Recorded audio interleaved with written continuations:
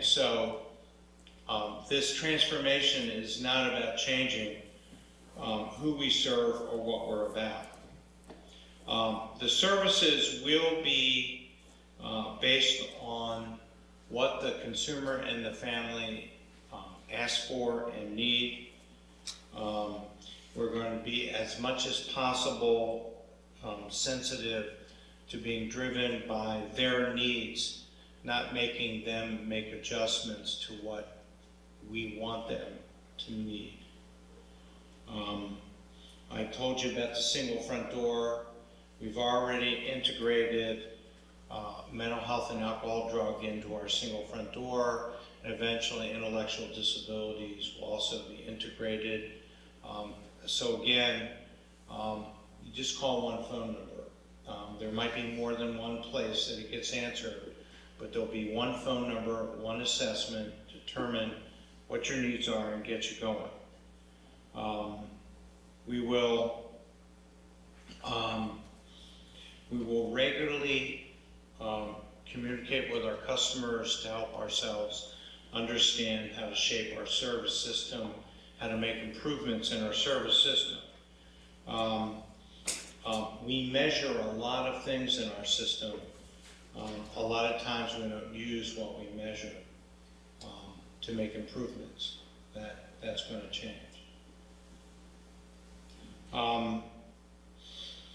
One of the things that we think is extremely important, and we have 4 such programs already at Fairfax, are consumer-run services. They're services that people who have developed themselves sufficiently, who are operating in a very stable manner, are trained for and feel very qualified to provide for their peers.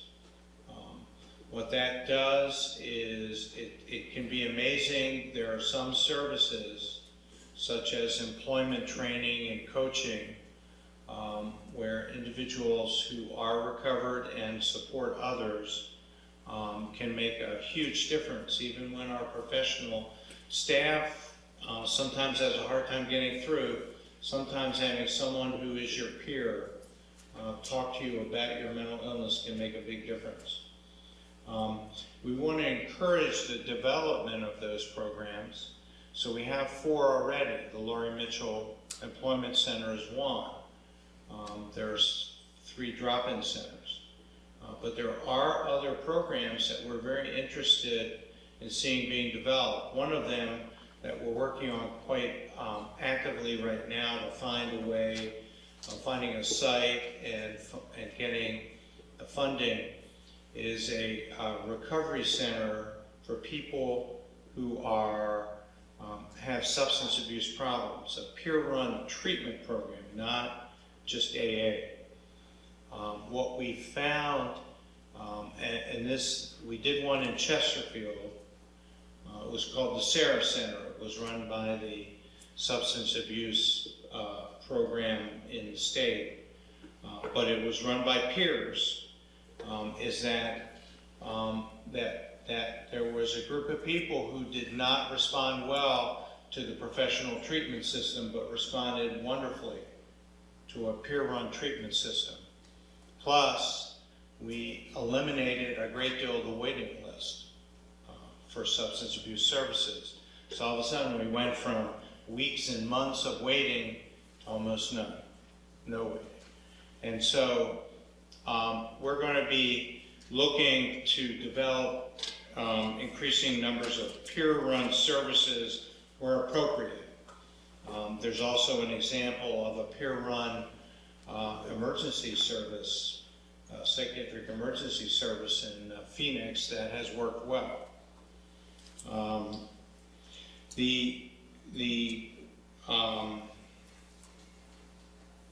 When we're looking at accountability in our system, we've already started to do more strategic and business planning. And you might ask, well, what does that have to do with the service system? Well, what we found is that There are times that if we do some very efficient things, we can add services with existing resources that might be available, either in our budget or that are available for us to pull down as funding sources. And I'll give you the perfect example. We're right now in the process of planning to increase our intensive community treatment services 7-fold in the next 2 years. So just think about this for a moment. In a community the size of Fairfax, we have one PAC team in Mount Vernon, one, that serves about 120 people. Just think of that. That is absurd.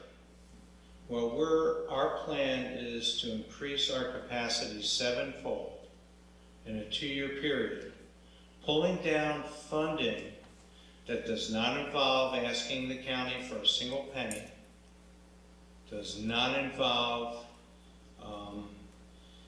going to the General Assembly and asking for a budget bill. It's existing money that's available through Medicaid. If we get the people registered and we enroll them in the program. Do we have enough people for seven times the number of PAC slots? You bet you we do. We probably could even double that. But we certainly have that capacity without even blinking an eye. The first new one is right over here, and was centered around the Bailey shelter. We took staff, the core group or staff who were working in the shelter. Instead we said, well, why don't you serve the people in the community who go to the shelter, but serve them in the community and create an intensive team, and we'll add some more resource people. And we created an intensive community treatment team that's more focused on helping people live in the community and get housing. And so what's happened is, not only are we creating this intensive team, but now we're starting to get consumers coming to us and asking for services who had before said they didn't want anything to do with us, because they see that it's helpful. And these are people that are on the streets working with people, like something like what I did back in Milwaukee. And we're going to add a team for each of the other 2 shelters, the one in Mount Vernon and the one in Reston. And then we're going to add teams in some other sites, and that's where so that's an example where we can, where because we started to get focused on what we're trying to accomplish, and we thought about how to get it done, and we looked at the existing funding that might be available, we can do that. You're going to hear about, when Jeannie comes next month, about housing ideas that we're developing to increase our housing stock. That again is coming from existing resources, and it's going to take a lot of work to figure out how to use them, but that's what we're there for. We're there to do planning, to figure it out, to make the system work for the people we're serving. And that's what the transformation is really about. Under accountability, I'm a big believer as a manager in not managing people. You don't get very far managing people. You manage processes. So the people who work at the CSB and work with me,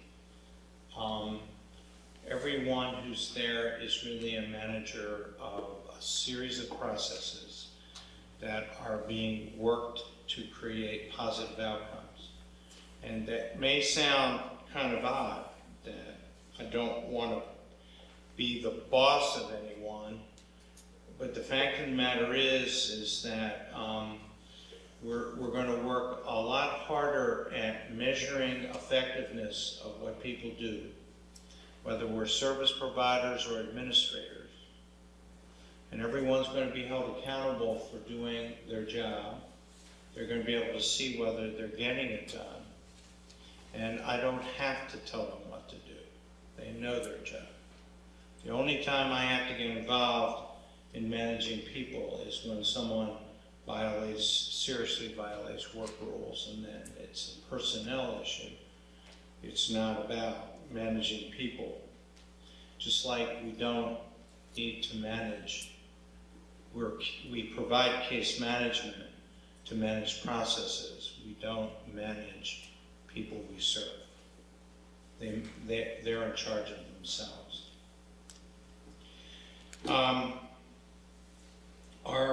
Another thing that I will say is that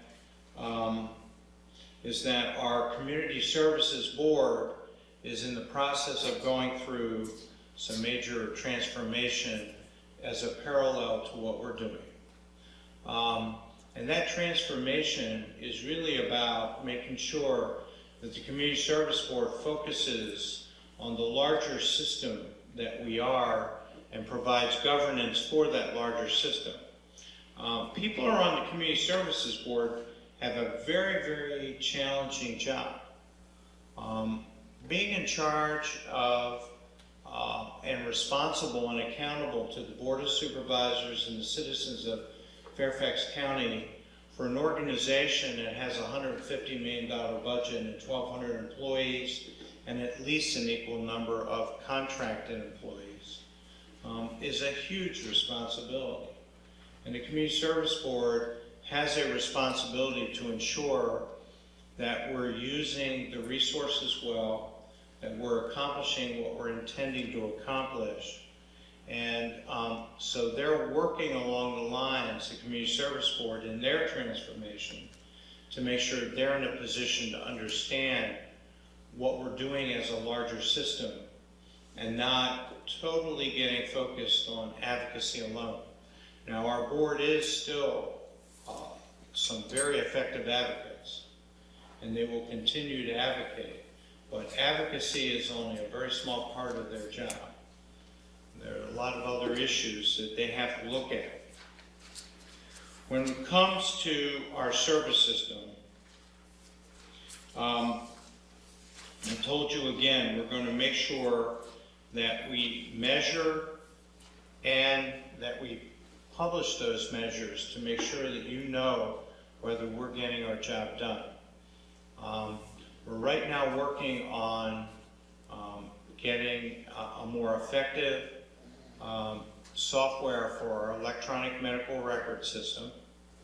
We're also working on developing new measures that will more clearly tell us how well we're doing when we're serving people. Because there's a lot of times that we can tell you how many people we served, we can tell you how often they showed up, we can tell you how much money we have and how much money we spend.